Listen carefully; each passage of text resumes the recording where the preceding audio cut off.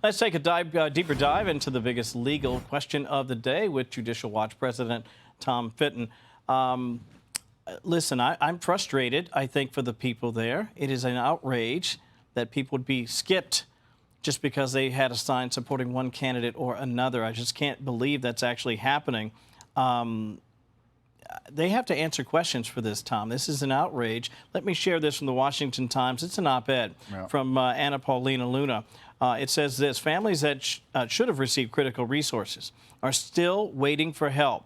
For those affected, this is not about politics, but survival. The idea that aid was withheld because of political affiliation is a slap in the face to every American who believes in fairness and equality under the law. What say you?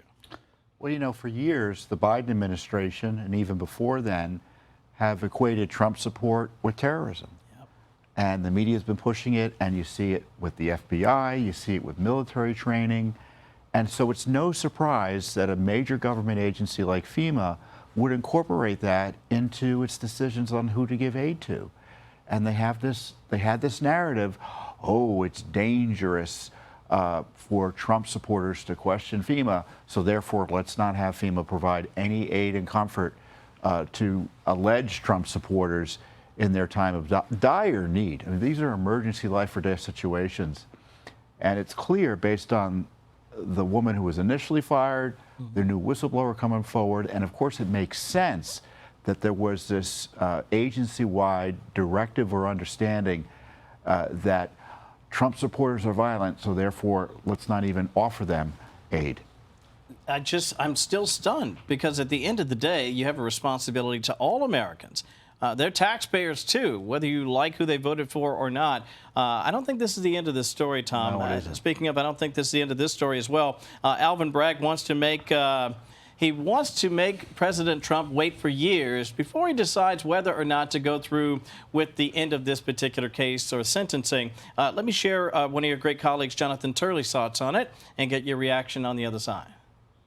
You cannot have a local district attorney treat a sitting president like a freak on a leash, where he just is able to say that I will finish this work once you're out of office.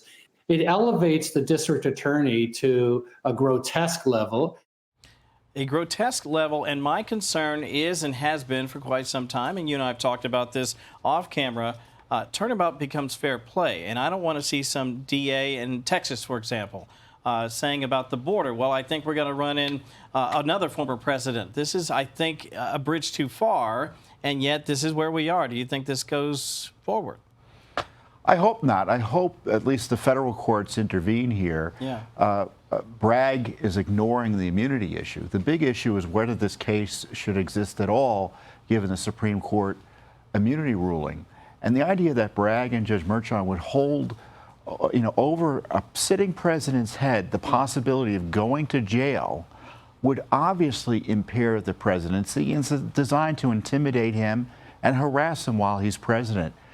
So the fact that Alvin Bragg is still playing this game shows, and he's a politically connected guy, shows the Democrats are still committed to lawfare to harass President Trump. Right now, for instance, Jack Smith is busily typing away, misusing taxpayer resources to put out a smear report on Trump.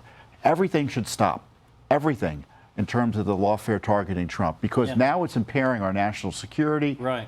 And an incoming president. And miraculously, a hacker suddenly ends up with a House report. Wonder how that all happened. There'll be more questions about that as well. Tom, great to see you, my friend. Thank you. Good to be with you. Appreciate your time. I'm Steve Doocy. I'm Brian Kilmeade. And I'm Ainsley Earhart. And click here to subscribe to the Fox News YouTube page to catch our hottest interviews and most compelling analysis.